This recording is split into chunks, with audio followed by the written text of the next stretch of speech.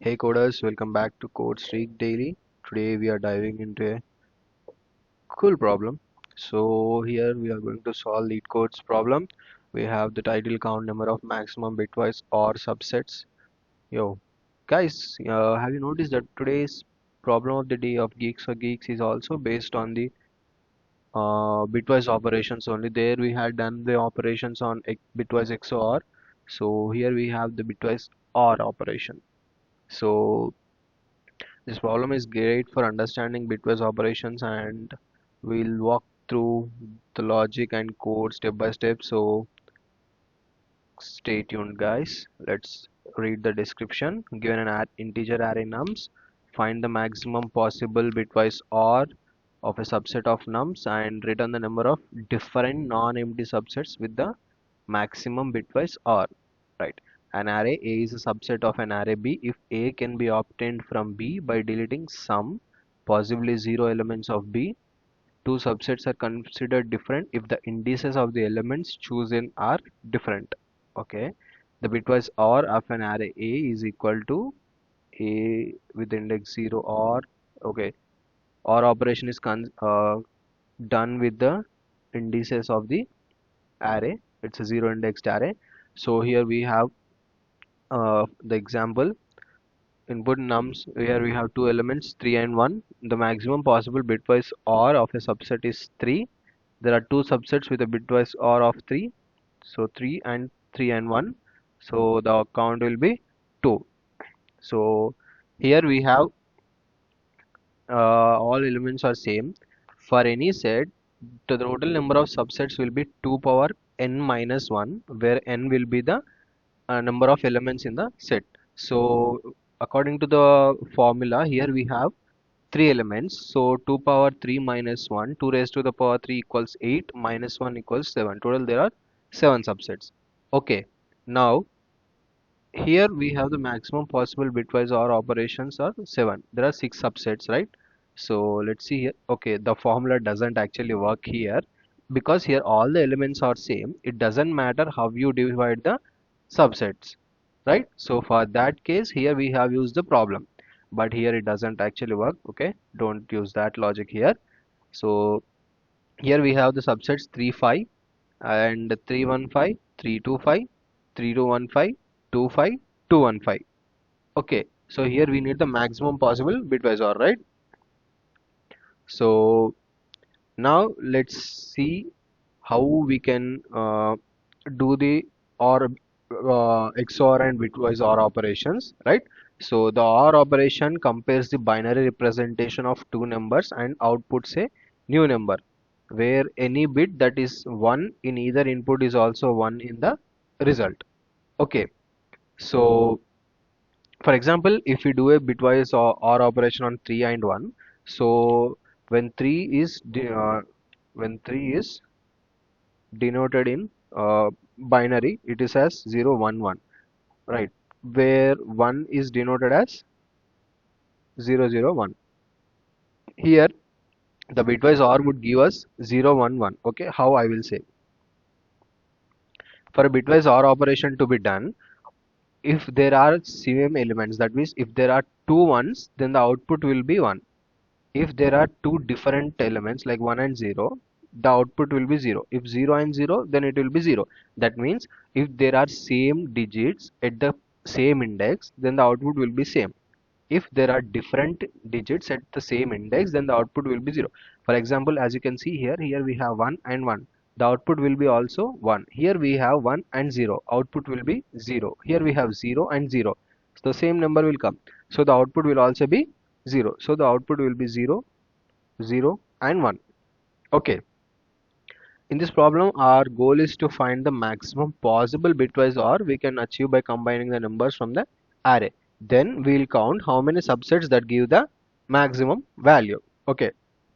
So there are certain steps to be followed. Like first step, we need to find the maximum OR that can be achieved by doing OR operation on all the numbers in the array.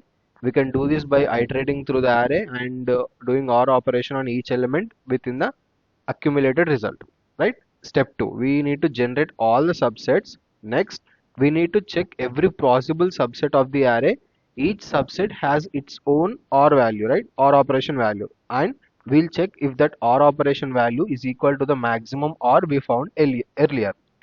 So step 3. Finally, we will count how many subsets that have the maximum OR value, and then we are going to return the result. Okay, now let's write the code to implement this approach. Okay, so first we need to find the maximum possible OR operation value. We can do that by iterating through the array and performing a bitwise OR between the all the elements. Okay, so here we have the class solution as well as a function is defined, count max or subsets. Here we have a list nums and we are going to return the integer. Okay, so first of all we need to find the maximum possible OR value, right? So for that I am taking maximum OR, initializing it to 0. Okay, for num in nums, what we are going to do, max OR, we are performing the OR operation, right? OR operation with num, that's it. Here we will get the maximum OR operation.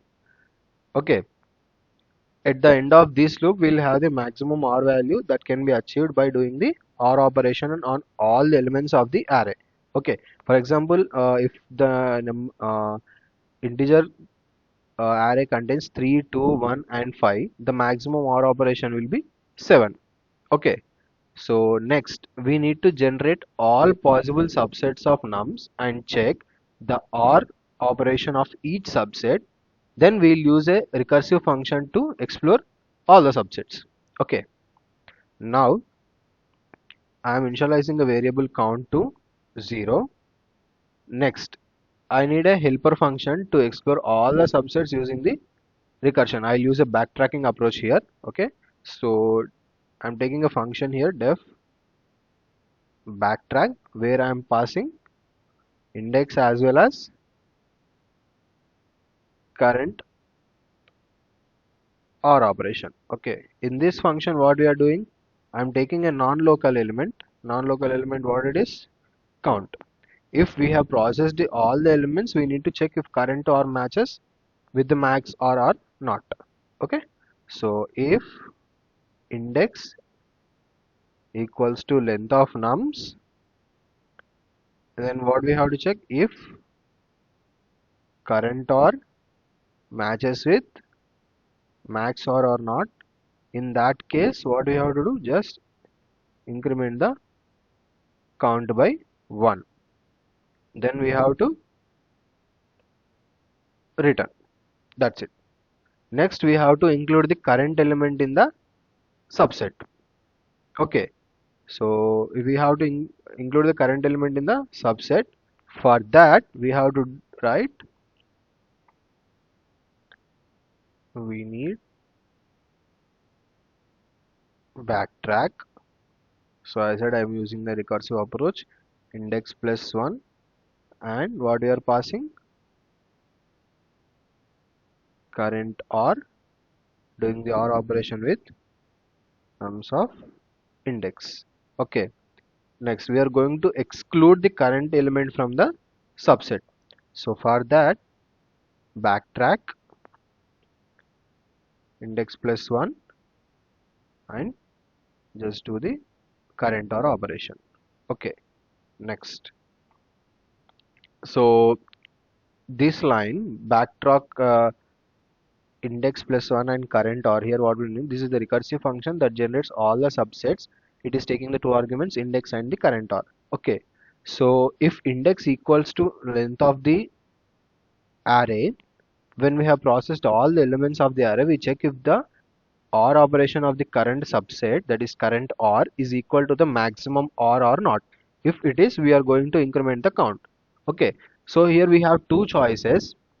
At each step we are going to include current element in the subset by doing OR with current OR, or exclude it with and move to the next element. With this approach we will explore every subset by either including or excluding each element in the array. If the OR value of the subset matches with the maximum OR, we will increment the counter. Okay, so finally after exploring all the subsets, we will return the count of subsets that have the maximum OR.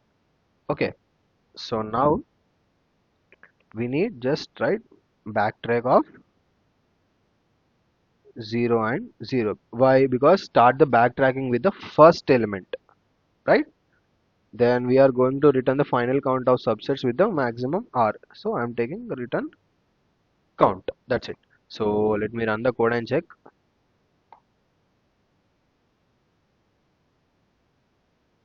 Okay. All the test cases are passing perfect. Now let me submit the code and check. So as you can see here, we have a runtime of 223 milliseconds and it beats 76.97% of users. When compared to the previous video, it was 99 point some change. That was great, but this is also not a bad number. It's a great number, 76.97%. That's okay. So you can see we are on the what will say just 0.21% of solutions used 200 milliseconds of time, so that's okay. That's great. Now this is how we'll solve the problem of finding the maximum bitwise OR of a subset and counting how many subsets give the maximum value. And if you found this explanation helpful, do subscribe to CodeStreak Daily and hit the notification bell icon. If you want to maintain your streak in both Geek for Geeks and Leetcode, do subscribe our channel. And if you like this video, hit the like button. And if you have any suggestions, do put that in the comments.